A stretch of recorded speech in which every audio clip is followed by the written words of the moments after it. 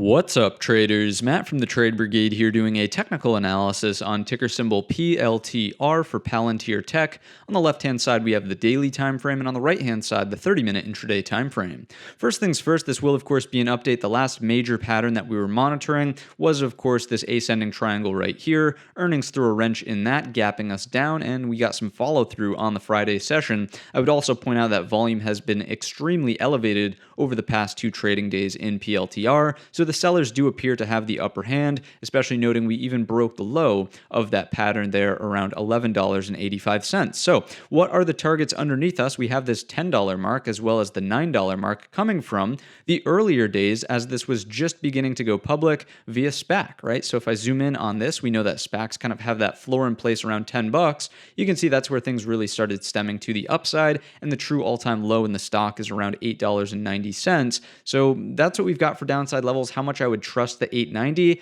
I'm not entirely sure. Doesn't really matter though, because if we go back down to the daily and just zoom in here, I would point out that because of what's been unfolding, because the daily downtrend is so strong, there's no real sense in speculating long on this until we get another pattern that sets up a bullish either reversal or breakout, right? This could have led to a breakout to the upside. It didn't happen. Now we would need to watch out for either some sort of double bottom to reverse the trend, some sort of inverted head and shoulders, something, that takes out a neckline, gives us a new higher high after a higher low to start looking for longs inside of PLTR. As of right now, doesn't really look like we have that structure in place. And by the way, it doesn't have to happen here around 10. If it does, then fantastic. That's a confluence with support, but it could very well happen underneath even the all-time low around $9. So patience is required for longer-term longs inside of PLTR. From the 30-minute perspective, what else do we see? Certainly a bear flag, sort of reaffirming the bearish nature of what we have on the daily. We'll come in with the Fibonacci's from the high down to the low, and you can certainly see that we're well underneath the 38.2. So anything that is below